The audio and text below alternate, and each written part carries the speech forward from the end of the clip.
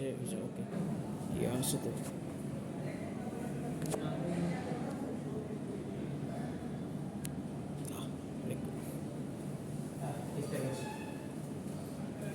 আসলে মানে ইয়া নাই তো মানে আসলে টিভি নাই তো সেজন্য আমার ইদানিং আমি আবার শুরু করেছি যে আমার নিজের ফোনে রেকর্ড করি সেটা আপলোড করে দিই তাতে একটু দ্রুত হয় কিন্তু এখানে টিভি নেই তো তো ফোন দেখতে হবে আমার সেই জন্য আর নিজের ফোনে করতে পারতেছি না আমরা গত ক্লাসে বলতে গত শুক্রবারে আপনারা আসেন নাই তখন আমরা পড়াশোনা করছিলাম বাট ওই দিন আমি আবার পড়াশোনা করছিলাম তো অল্পই পড়ছি সমস্যা নেই চিন্তা নাই তো ওই দিন আমরা মেইনলি পড়ছিলাম হচ্ছে ট্রিমস এন্ড অ্যাক্সেসরিজ স্টোর যে ডিপার্টমেন্টটা সেটা সম্পর্কে একটু ধারণা নেওয়ার চেষ্টা করছিলাম তো ট্রিমস এন্ড অ্যাক্সেসরিজ ডিপার্টমেন্টের আসলে ফাংশনগুলো কি কি তো সিম্পলি যদি বলি আসলে একটু রিভিউ করে দিই আলাদা করে তো ট্রিমস এন্ড অ্যাক্সেসরিজ ডিপার্টমেন্টের ফাংশন কি মানে মেইনলি যে কোনো ডিপার্টমেন্টের এই ফাংশন কি বা ফেব্রিক স্টোর ডিপার্টমেন্টের ফাংশন কি আমরা তো জানি তাই না এই ফেব্রিক আসলে সেটা আগে চেক করে আর কি রিসিভ করা তাই না সিমিলার ওয়েতে আসলে ট্রিমস এন্ড অ্যাক্সেসরিজ ডিপার্টমেন্টের সার্ভিস সেম কাজ ট্রিমস বা অ্যাক্সেসরিজ যখন আসে তখন ওগুলো চেক করা মানে তাদের যে শীটটা আছে শীটের সাথে চেক করা আসলে স্পেসিফিকেশন সব ঠিক আছে কিনা জাস্ট একটা ছোট্ট করে একটা ইন্সপেকশন করা যদি সব ঠিক থাকে তাহলে সেটা সে রিসিভ করার পরে কি করে রিসিভ করার পরে অ্যালোকেট করার যে সব জায়গাগুলো আছে সেই জায়গাগুলোতে জিনিসগুলো আসলে রাখে মনে করেন বাটনের জায়গায় তো নিশ্চয়ই চেইন রাখবেন জিপার রাখবেন তাই না এরকম আর কি জিনিসগুলো সর্ট আউট করে গুছায় যে কোনটা কোথায় থাকবে বাটনগুলো কোথায় থাকবে জিপারগুলো কোথায় থাকবে এরকম সবগুলো সর্ট আউট করে ইউজুয়ালি মানে অনেক জায়গায় আসলে ফেব্রিক স্টোর ডিপার্টমেন্ট আর ট্রিমস এন্ড অ্যাক্সেসরিজ ডিপার্টমেন্ট আসলে একই সাথে ফাংশন করে আবার অনেক জায়গায় আলাদাও হতে পারে ডিপার্টমেন্টগুলো তো এইগুলো সম্পর্কে আমরা দেখছিলাম এইগুলো সম্পর্কে জানছিলাম আর কি করে ও আসলে দেশে যে ইনকামিং আউটগোয়িং যে ম্যাটেরিয়ালস গুলো সেগুলোর যে রেকর্ড রাখে না রেকর্ড তো থাকতেই হবে না কতটুকু গেল কতটুকু আসলো সেটা তো পরবর্তীতে তো আমার বস তো জানতেই চাবে কি অবস্থা হিসাব দাও মানে হিসাব যদি না মিলাইতে পারেন তাহলে সমস্যা তো হিসাব অবশ্যই মেনটেন করতে হবে খাতা একটা মেনটেন করে বা খাতার জন্য এখন আসলে সব ইয়ারকিতেই আসলে মেনটেন করা হয় তাই না আগের দিনে ওই যে রেজিস্টার খাতা ছিল না এমন মনে হয় অনেক জায়গায় থাকতে পারে ছোট ইন্ডাস্ট্রিগুলো যেগুলো সেগুলো থাকতেই পারে একটু স্লাইডটা যদি শেয়ার করেন কত হলে স্লাইড আপনাদের ইয়াতে ঢুকেন আপনি পাবেন কত হলে স্যার হ্যাঁ ইয়ারকিতেই আছে কত লেকচার 4 5 6 এরকম মনে হয় আছে 4 5 6 মানে স্লাইডের নাম আর কি এরকম লেকচার 4 5 6 বা এরকম 3 4 5 6 হ্যাঁ ওইটাও দাদু প্রফেসর লিখো আরে ইয়ারকিতে ঢুকেন ডাউনলোড করেন আপনারা ইয়ারকি ব্যবহার করতে চান না কেন এত সুন্দর করে ইয়ারকি আপলোড করে রাখি মনে করেন সবগুলা মানে ইয়ারকি তো মনে করেন ভাগ হয় মনে করেন ডিপ্লোমা স্টুডেন্ট যারা রেগুলার স্টুডেন্ট যারা ভাগ হয় তো একটা কোর্সে দেখা যায় 3-4টা প্যানেল হয়ে যায় আমি সবগুলো প্যানেল আপলোড করি আর আপনারা ডাউনলোড না করলে তো আমার কষ্টটা বৃথা হয়ে যায় অনেক হেল্পফুল স্যার ওকে না ঠিক আছে আসলে মানে আর যদি কোনো টিচার হয়তো অনেক সময় দেখা যায় এআরপিতে আসলে আপলোড করার কথা ওনাদের মনে থাকে না একটু মনে করে দিলে ওনারা আপলোড করে দেবেন সমস্যা নেই আমি সবাইকে একটু জানাই রাখি ঠিকঠাক মতো আপলোড করে দেবে অনেক সময় একটু ভুলে যেতেই পারে ওনাদেরকে বলে দিলে ওনারা আপলোড করে দিই আর ইআরপিতে থাকলে সুবিধা হয় কি সবাই তো যারা রেজিস্টার্ড আছে স্টুডেন্ট সবাই পায় এখন অনেক সময় দেখা যায় যে হোয়াটসঅ্যাপ বা মেসেঞ্জার গ্রুপের একটা সমস্যা হয়েছে মেসেজ উপরে চলে যায় আর কেউ পায় না তাই না এটা খুবই ঝামেলা এই জিনিসটা আসলে পরিহার করার জন্য ইআরপি বেসিস সলিউশন আচ্ছা তো এগুলো ছিল আসলে আমাদের মানে ট্রিমস এন্ড অ্যাক্সেসরিজ ডিপার্টমেন্টের ফাংশন এরপরে আমরা দেখছিলাম যে spreading and cutting department spreading and cutting department usually মানে একই কাছাকাছি বা একই সাথে থাকে কারণ স্প্রেড হওয়ার পরে সাথে সাথেই আসলে ফেব্রিকটা কাট করা হয় তো স্প্রেডিং বলতে আসলে কি বুঝতেছিলাম যে মানে ফেব্রিকটাকে জাস্ট বিছানো তাই না একদম সোজা বাংলা বুঝে ফেব্রিকটাকে বিছানো যদি একটা কাটিং টেবিল হয় ফেব্রিক তো রোল আকারে আসে হ্যাঁ সেই রোলটাকে আসলে একদম বিছানো তাই না একটা প্লাই আর দুইটা প্লাই মানে একটার উপর আর একটা প্লাই করে আমাদের একটা লে তৈরি করি তাই না আমরা লে এবং প্লাই এর মনে হয় বলছিলাম লে মানে হচ্ছে মানে একটা বই যদি আমরা চিন্তা করি পুরো বইটা হচ্ছে আমার লে আর প্রত্যেকটা পেজ হচ্ছে আমার প্লাই তাই না তার মানে ফেব্রিকের প্রত্যেকটা স্তর হচ্ছে আমার প্লাই আর পুরো ফেব্রিক সবগুলো প্লাই বিছানোর পরে যে আমার ফেব্রিকের পুরো একটা কি বলবো একটা মানে কাটির মতো তৈরি হয়, স্টক হয়, সেটাকে আমরা বলতে পারি যে লে, হ্যাঁ, পুরোটাকে মিলায় লে বলতে পারি। আচ্ছা, তো স্প্রেডিং এবং কাটিং ডিপার্টমেন্টের ফ্লো প্রসেসটা যদি আমরা একটু দেখি না,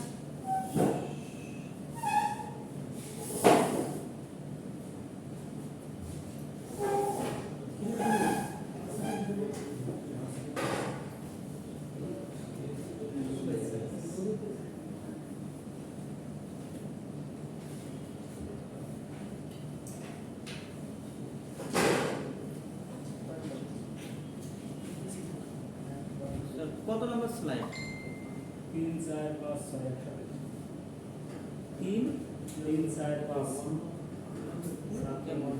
দেখেন মানে নাম লেখা 3 4 5 6 হচ্ছে না যে ও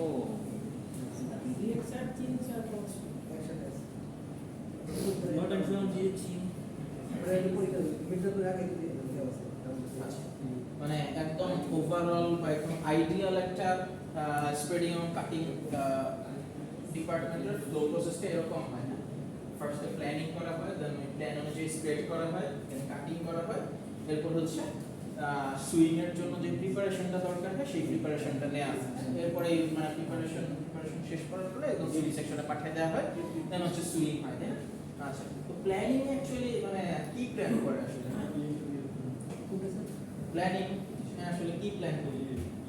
আসলে বুঝতেই পারতেছি, মানে আমরা যে স্প্রেড এবং কাটিং করব কিভাবে আসলে করব, হ্যাঁ স্প্রেড করব কিভাবে, ফেব্রিকটা স্প্রেড করব কিভাবে, কাট করব, সেইটারই একটা ওভারঅল একটা প্ল্যানিং করা হয়। হ্যাঁ, তো এইখানে ইউজুয়ালি মানে করেন প্ল্যানিং এর ডিপার্টমেন্টে আমরা হচ্ছে আমাদের যে স্যাম্পল ডেভেলপমেন্টের পরে যে আমার ইয়া তৈরি হয় কি বলে প্যাটার্ন এবং মার্কার, যে বাল্ক প্রোডাকশনের জন্য যে প্যাটার্ন এবং মার্কারের প্রয়োজন সেটার জন্য সেই জিনিসটা আমরা তৈরি করা কিভাবে তৈরি করব, কিভাবে কি তৈরি করব, হ্যাঁ সেই অনুযায়ী একটা প্ল্যানিং করি। এবং স্প্রেডিংটা আসলে আমি কিভাবে করব, হ্যাঁ স্প্রেডিং এর তো অনেকগুলো টাইপস আছে, যদিও আমরা ওই পর্যন্ত এখনো যাই নাই। হ্যাঁ, তো স্প্রেডিংটা কি আমার মানে ফেব্রিক স্প্রেডিংটা আমার আসলে কিভাবে হবে, অটোমেটিক হবে নাকি ম্যানুয়াল হবে নাকি সেমি অটোমেটিক হবে?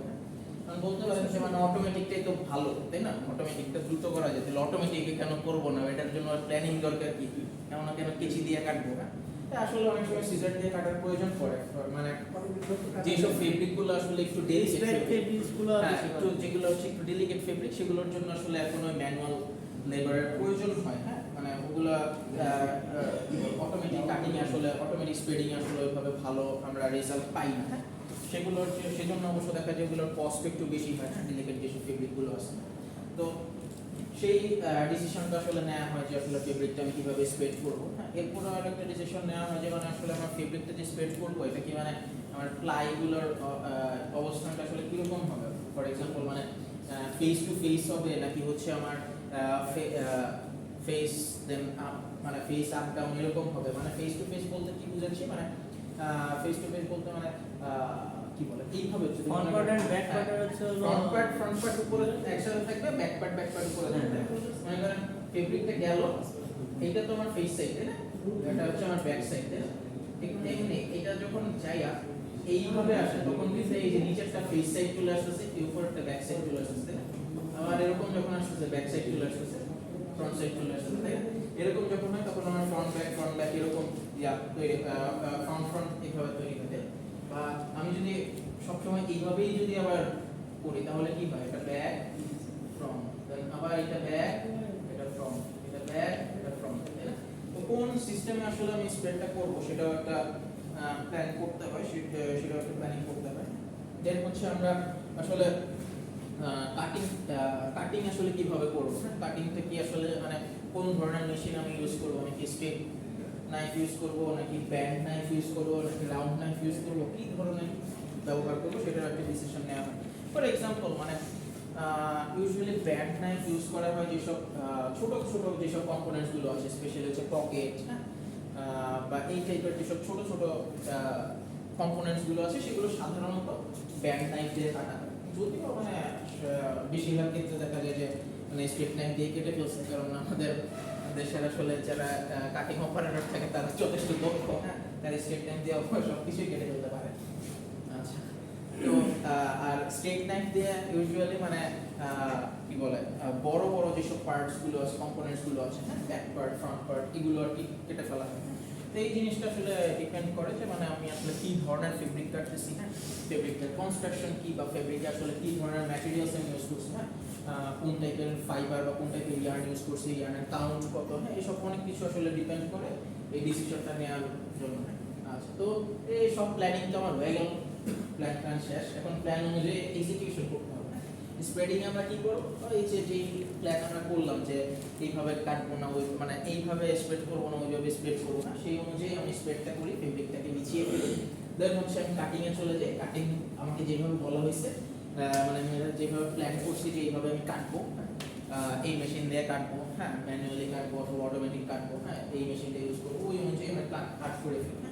দেন চলে আসছে আমরা preparation for swing. Preparation for swing বলতে আসলে কি, মানে কাটিং এর পরে কিন্তু মানে একদম থেমা থাকে না, দেখবেন যে কাট পিস গুলোকে আলাদা আলাদা করে, তাই না, আলাদা আলাদা করে, দেখবেন হচ্ছে বান্ডেলিং করে, মানে যে সুতা দিয়ে বেঁধে দেয় একটা, তাই না, একটা সুতা দিয়ে বেঁধে দেয়, দেন হচ্ছে কিছু নাম্বার, স্টিকারের মতো কিছু নাম্বার অ্যাড করে দেয়, এটাকে আমরা বলি হচ্ছে, হ্যাঁ, সর্টিং, বান্ডলিং এন্ড নাম্বারিং, তাই না, সর্টিং, বান্ডলিং এন্ড নাম্বারিং। আমরা যখন হচ্ছে এটার ফ্লো প্রসেসটা করছিলাম, আর ওভারঅল গার্মেন্ট ম্যানুফ্যাকচারিং এর যে ফ্লো প্রসেসটা করছিলাম, সম্ভবত আপনাদের পরীক্ষা আসছিল, ওইটা যখন করছিলাম তখন আমরা দেখছিলাম একটা স্টেপ, হ্যাঁ, খুবই গুরুত্বপূর্ণ একটা step, sorting, bundling and numbering.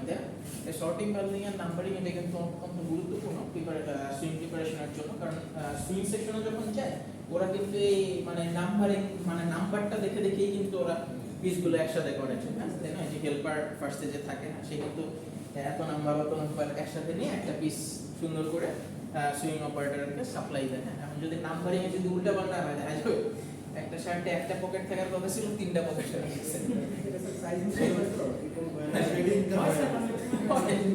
বা হচ্ছে ফ্রন্ট পার্ট লাগাইছে 42 ইঞ্চি, ব্যাক পার্ট লাগাইছে 44 ইঞ্চি, এরকম হইতে পারে। পরে আচ্ছা, এই ধরনের পরে এগুলোকে রেকটিফাই যদি করা যায় তাহলে পরে, রেকটিফাই না করা গেলে তো আসলে খোলা বাজারে চলে আসে 40 টাকা, 50 টাকা নাকি বা 100 টাকা নাকি, আচ্ছা, রিজেক্ট মাল হিসেবে, তাই না। আচ্ছা, রেকটিফাই করার আবার অনেক ধরনের মজার মজার ইয়ে আছে। অনেক সময় দেখতে দিচ্ছে, মানে স্পেশালি যদি কখনো এরকম হয় যে মানে 1 ইঞ্চি বা হাফ ইঞ্চি একটু কম, মানে কম বেশি, স্পেশালি কম যদি হয়, তখন কি করে, ফিনিশিং সেকশন যখন যায় আয়রন সেকশনে দুইজন দুই দিক থেকে টান দেয় ভাই, লম্বা করে না, অনেক মজার মজার জিনিস আছে আসলে। মানে আমরা বাঙালিরা আসলে অনেক মানে খুবই ইনোভেটিভ ওয়েতে আসলে আমরা আমাদের কাজ করে থাকি, ভালো। যাই হোক, আচ্ছা, তো এই সুইং এর জন্য এই প্রিপারেশনটা খুবই গুরুত্বপূর্ণ। এই প্রিপারেশনের শেষে আমরা সেকশনে পাঠিয়ে দিচ্ছি।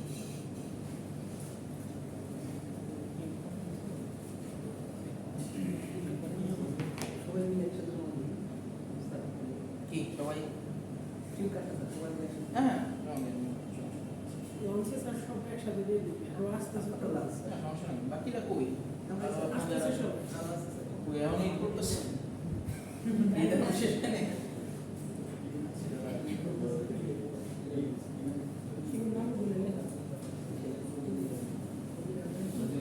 আচ্ছা, আমরা এতক্ষণ মানে একদম সংক্ষেপে আসলে আলোচনা করছি। তো প্ল্যানিং সম্পর্কে আমরা এখন বেশ কিছু মানে একটু বিস্তারিত আলোচনা করবো। এটা দেখি কি অবস্থাটা, আমি দেখিনি স্যার, সম্পূর্ণ নাম জানি না, সমস্যা নেই, দেখি কি অবস্থা। আমার কাহিনী দেখলে আপনি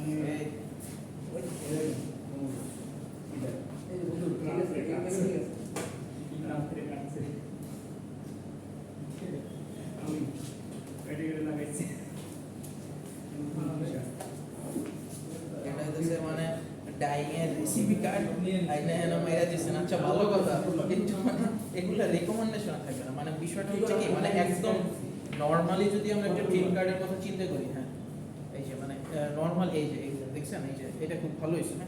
নরমালি যদি আমরা ড্রিম কার্ডের কথা চিন্তা করি, এই যে এরকম বক্স আকারেই থাকে, হ্যাঁ, বাট এইখানে তো এটা তো ডাইং রেসিপি কার্ড, সেই জন্য এই যে নামগুলো আর কি একটু ভিন্ন ভিন্ন, হ্যাঁ, বাট এরকম বক্স আকারেই থাকে। আর এই জিনিসটা এইখানে থাকবে না, এই জিনিসটাও এই বক্সগুলোর ভিতরেই আসবে, এই যে এখানে যেরকম আছে, হ্যাঁ, বক্সগুলোর ভিতরেই থাকে।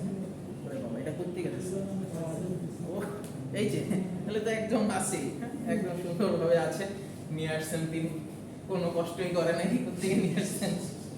Shipment চলে গেছে।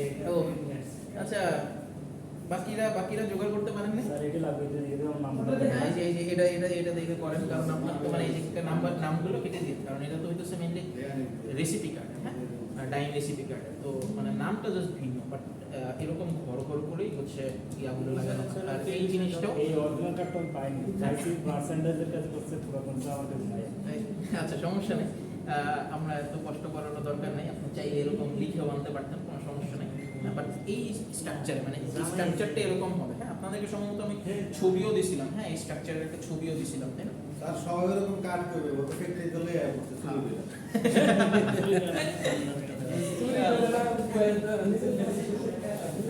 কষ্ট করে নেই নাকি?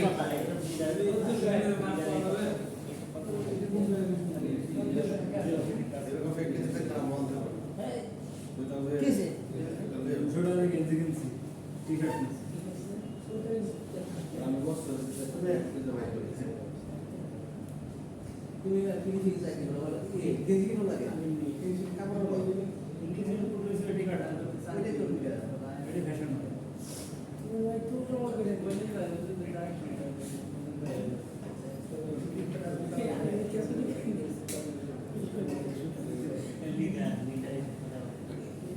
ওই ব্যাট দিয়ে আমি নাম করে লিখি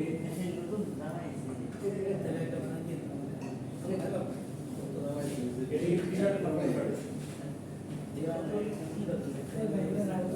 আমার সুতা আচ্ছা, এটা পুরো শার্ট বসেন, আবার পড়াশোনা ফেরত আসি, হয়ে গেছে, বিভিন্ন চোরাই মাল লেখা হয়ে গেছে। আমার তো কি বলে? আচ্ছা, এখন আমরা পড়াশোনায়, আচ্ছা, প্ল্যানিং সম্পর্কে একটু আগে মানে একটু সংক্ষেপে আমরা বললাম যে মানে প্ল্যানিং আসলে আমরা কি করি, না মার্কার কিভাবে তৈরি করবো বা প্যাটার্ন কিভাবে আসবে, হ্যাঁ, সেই সমস্ত জিনিসগুলো ইয়া করে, এরপর আমরা বললাম যে মানে আসলে কিভাবে আমরা কাটিং করবো, হ্যাঁ, ফেব্রিকটা কোন ধরনের মেশিন দিয়ে কাট করবো বা স্প্রেডিংটা কিভাবে করবো, সেই বিষয়গুলো একটু সংক্ষেপে বলবো, হ্যাঁ। তো এখন হচ্ছে একটু গুরুত্বপূর্ণ দুইটা টার্ম একটু দেখি, হ্যাঁ। প্ল্যানিং এর অন্যতম দুইটা জিনিস হচ্ছে মানে কার্ট অর্ডার প্ল্যানিং আর মার্কার প্ল্যানিং, হ্যাঁ, মানে আমরা এতক্ষণ যেটা করছি সেটাকে যদি আমরা একটু ভাগ করে একটু সেগ্রিগেশন করি, তাহলে মেইনলি এই দুইটা জিনিসের মধ্যে পড়ে যায়। কার্ট অর্ডার প্ল্যানিংটা কি? কার্ট অর্ডার প্ল্যানিং হচ্ছে আমি আসলে মানে ওই যেটা বলতেছিলাম যে মানে আমরা আসলে ঠিক কতটুকু মানে ফেব্রিক কাটবো, হ্যাঁ, কতটুকু ফেব্রিক আসলে আমার প্রয়োজন কাটতে হবে, কারণ ফেব্রিক আমার কাটতে হবে মনে করেন 10 গজ, আমি তো নিশ্চয়ই 14 গজ নিয়ে কাটবো না, তাই না? পরের দিনই চাকরি দিয়ে বাইরে দিবে, স্যালারিও তো না দিতে পারে, কারণ লসটা তো উড়াইতে হবে নাকি? আচ্ছা, যাই হোক, তো সেই জিনিসটা প্ল্যানিং করতে হবে, হ্যাঁ। আচ্ছা, সেই জিনিসটা প্ল্যানিং করতে হবে যে আমার আসলে ঠিক কতটুকু আসলে কাটতে হবে, কোন সাইজের কাটবো, হ্যাঁ, বিভিন্ন সাইজের আসে আমার, হ্যাঁ, সাইজ তো ভ্যারি করে, তাই না? সাইজ রেশিও গুলো আসলে আমার কেমন হবে, কোন উইডথের কাটবো, কি ধরনের আসলে আমার প্রিপারেশন দরকার কাটিং এর জন্য, রিল্যাক্সেশন কিরকম দরকার হবে ফেব্রিকটাকে, হ্যাঁ। এরপরে হচ্ছে আমরা যেটা বলতেছিলাম যে ফেব্রিকের লেগুলো আসলে প্লাইগুলো আসলে আমার কিরকম হবে, হ্যাঁ, লের উচ্চতাটা ঠিক কতটুকু হবে, হ্যাঁ, সেই জিনিসগুলো আমরা এই কার্ট অর্ডার প্ল্যানিং এর মধ্যে ফেলতে পারি, হ্যাঁ। দেন হচ্ছে আমার মার্কার প্ল্যানিং। মার্কার প্ল্যানিং কি? মার্কারটা আসলে আমি কিভাবে করবো, তাই না? কারণ ফেব্রিকটা স্প্রেড করার পরে আমরা তো নিশ্চয়ই সরাসরি কেটে ফেলি না, তাই না? ওটার উপরে আগে মার্কার বসাই, তাই না? মার্কার বসানোর পরে ওই মার্কার অনুযায়ী আসলে আমাদের অপারেটরটা কাটিং করে, তাই না? তো মার্কারটা আসলে আমাদের কিরকম হবে, হ্যাঁ, মার্কারটার এফিসিয়েন্সি আসলে কিভাবে আর একটু বৃদ্ধি করা যায়, হ্যাঁ। প্যাটার্ন আমাকে দেওয়া হয়েছে, দেন প্যাটার্ন থেকে মার্কারটা কিভাবে তৈরি হবে, ক্যাডে হোক বা হচ্ছে ম্যানুয়ালি হোক, যেভাবেই হোক, প্রিন্ট কিভাবে করবো, হ্যাঁ। এখন তো নিশ্চয়ই এখন তো মার্কার তো প্রিন্টই করে, মার্কার তো আর পেন্সিল দিয়ে আঁকে না, তাই না? তো এই জিনিসগুলো আমাদেরকে লক্ষ্য রাখতে হয়, সেই জিনিসটা হচ্ছে আমাদের মার্কার প্ল্যানিং এর মধ্যে পড়ে, হ্যাঁ। তো প্ল্যানিং এ মেইনলি আমরা এই দুইটা মেইন জিনিস, হ্যাঁ, এই দুইটা জিনিসের মধ্যে আমরা যে যে কথাগুলো বললাম সেই কথাগুলো কিন্তু এই দুইটা জিনিসের মধ্যেই পড়ে, হ্যাঁ। কাট অর্ডার প্ল্যানিং এ হচ্ছে কতটুকু কাটবো, কি কাটবো, কিভাবে কাটবো, হ্যাঁ। আর মার্কার প্ল্যানিং এ হচ্ছে মার্কারটা কিভাবে আসলে তৈরি করতেছি, মার্কারের এফিসিয়েন্সি কিভাবে বাড়ানো যাচ্ছে। মার্কারের এফিসিয়েন্সি বাড়ানো কিন্তু খুবই গুরুত্বপূর্ণ একটা বিষয়, কারণ মার্কারের এফিসিয়েন্সি বাড়ানো মানে হচ্ছে আমার আলটিমেটলি লস অনেক অনেক কমানো বা হচ্ছে কস্ট অনেক বেশি মিনিমাইজ করা, তাই এই জিনিসটা সেজন্য খুবই দরকার। সেই জন্য দেখবেন যারা মানে যে প্যাটার্ন মাস্টার বা মার্কার যারা তৈরি করে ওদের কিন্তু খুবই মানে মানে এক্সপিরিয়েন্স যারা তাদের কিন্তু খুব মানে তারা খুবই সিগনিফিক্যান্ট একটা রোল প্লে করে বা হোল্ড করে হ্যাঁ অফিসগুলোতে। আমরা যখন হচ্ছে ফার্স্ট ইয়ারে ছিলাম তখন আর কি আমাদের অ্যাপারেল প্রোডাকশন যিনি সামনে ছিলেন মশিউর স্যার, মশিউর রহমান স্যার বুটেক্সের এই মুহূর্তে হচ্ছে ডিন হ্যাঁ অ্যাপারেল ইঞ্জিনিয়ারিং ইয়ার ডিন। তো উনি হচ্ছে আমাদেরকে বলতেছিল যে উনি যখন আর কি জবে জয়েন করছে 90s এর দিকে, হ্যাঁ 90s এর দিকে উনি যখন জয়েন করছে তখন উনি যে কোম্পানিতে জয়েন করছে ওখানে একটা গণেশ নামে কেউ একজন ছিল ইন্ডিয়ান হ্যাঁ। তো গণেশের প্রচুর বেতন ছিল, যদিও তার শিক্ষাগত যোগ্যতা কিছুটা কম ছিল বাট খুব ভালো মানে এক্সপিরিয়েন্স এখন প্যাটার্ন মাস্টার ছিল সে, সেই জন্য তার স্যালারি অনেক হাই ছিল। তো যাই হোক মানে জিনিসটা এইভাবে বোঝানোর চেষ্টা করলো যে মানে প্যাটার্ন বা মার্কার মেকিং এর আসলে গুরুত্ব আসলে অনেক বেশি হ্যাঁ, কারণ এইটার মাধ্যমে আমরা আসলে কস্ট অনেক বেশি মিনিমাইজ করতে পারি না। ফেব্রিক ওয়েস্টেজ যত কমানো যাবে ততই আমার কস্ট মিনিমাইজ করা যাবে না।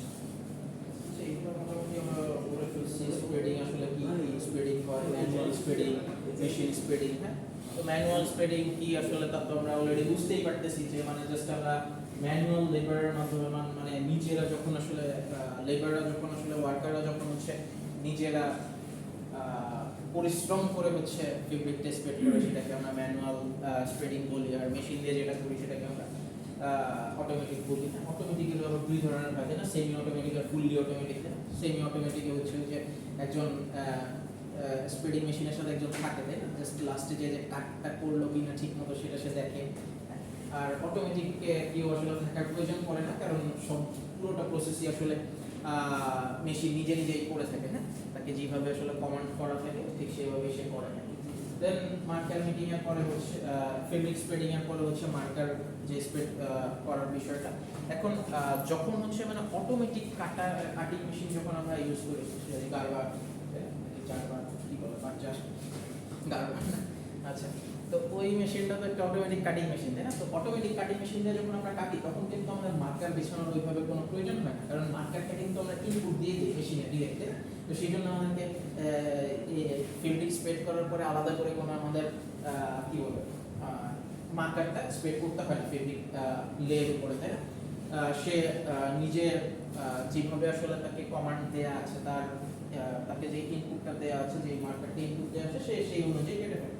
জাস্ট ওখানে একটা উপরে একটা প্লাস্টিকের একটা বিছানো হয়, প্লাস্টিক বিছানো হয় প্লাস্টিকের মতো, সেটা বিছানো হয় মেইনলি হচ্ছে কাপড় উড়ে না। হ্যাঁ কাপড় উড়ে না যায় এটাও একটা কথা। এরপরে হচ্ছে যখন আসলে কাটিং করা হয় তখন তো মেশিনটা অনেক হ্যাঁ দ্রুত আসলে কি বলে অটোমেটিক কাটিং মেশিনটা তো আসলে অনেক দ্রুত কাজ করে আর একা কাজ করে, তো আর এত কিছু বুঝে না ফেব্রিক কি বাঁকাচোরা হয়ে গেল কিনা কিছু হইলো কিনা হ্যাঁ, সেই জন্য ওটাকে একদম এয়ার টাইট রাখতে হবে তাই না, লেয়ারটাকে পুরো এয়ার টাইট রাখতে হবে। এয়ার টাইট রাখতে হলে তো উপরে একটা কিছু থাকতে হবে যে যেটার মাধ্যমে সে মানে লেয়ারটাকে এয়ার টাইট করা রাখবে হ্যাঁ, মানে কোনো কিছু প্যাকেটে না ঢুকাই তো আমি এয়ার টাইট করতে পারবো। তো পলিথিনটা অ্যাকচুয়ালি একটা প্যাকেটের মতো কাজ করে হ্যাঁ, প্লাস্টিকের পলিথিনটাই প্লাস্টিক দেওয়া হয়, প্লাস্টিকটা করে দেওয়া হয় দেন এয়ার টাইট করা হয় না, ওই অনুযায়ী এরপরে ওটার উপরে হচ্ছে আমরা মেশিনটা ফেব্রিকটা কাট করে না।